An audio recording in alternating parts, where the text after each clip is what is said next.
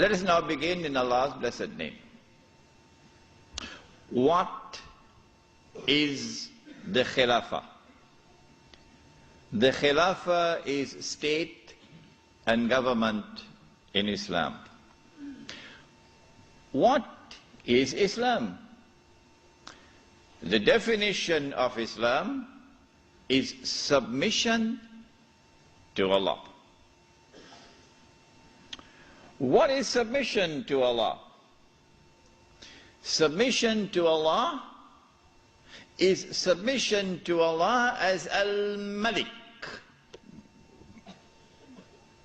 In some translations in English you find Malik as king. No.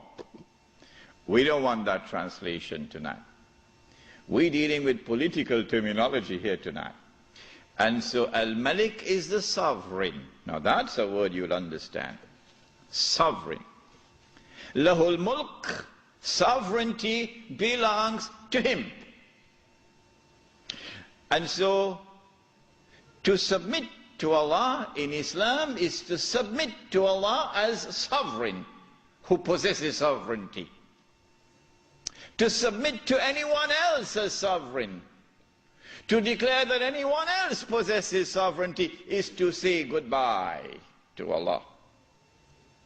Did you hear that? To submit to Allah is to submit to Allah as Al-Akbar. And He reminds you that He is Al-Akbar. Because every time you perform salat, you cannot move in salat without Allahu Akbar. Al-Akbar is the one who has supreme authority.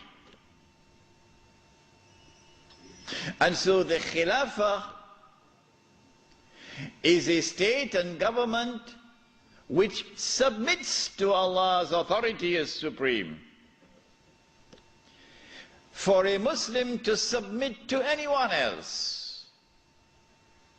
and recognize his authority as supreme is to say goodbye to Allahu Akbar. Islam is to submit to Allah as Al-Hakam. The 99 names, this is one of them.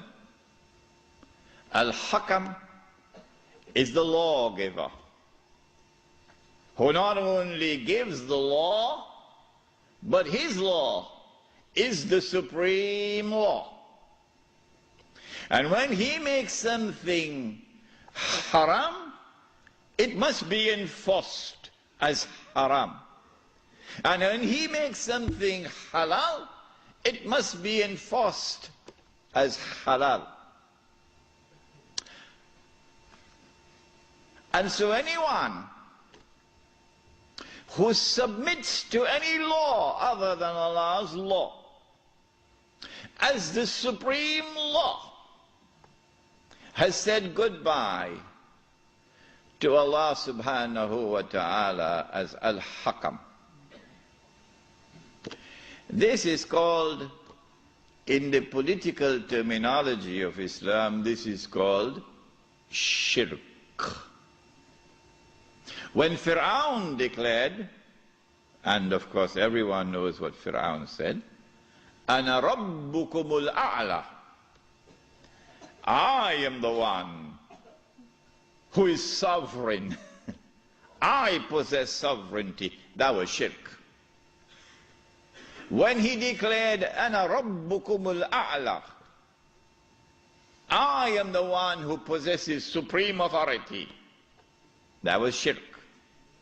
When he declared, Ana Rabbukumul A'la, my law is the supreme law in the land of Egypt, that was shirk. And Allah punished him with terrible punishment for his shirk. This then was the Khilafah, a system of state and government in which Muslims could submit to Allah subhanahu wa ta'ala as Al-Malik, as Al-Akbar, as Al-Hakam. The Khilafah was destroyed. Who destroyed it? Why did they destroy it? How did they destroy it? When did they destroy it? What did they replace it with? With what was it replaced? And what is its destiny? These are awesomely important questions which very few can answer today. There is a book outside which was not written as an attack on a religious movement, the Wahhabi movement, no. It is entitled The Caliphate, the Hijaz, and the Saudi Wahhabi nation state. It's outside. And it answers all of these questions. Now then, let us begin the lecture as to who destroyed the Khilafah and why did they destroy it and how did they destroy it. When you read this book, Jerusalem in the Quran, and when you listen to the lecture next Monday, then you'll know that the Jews had in their heart, as they still have to this day, this conviction that it is their destiny.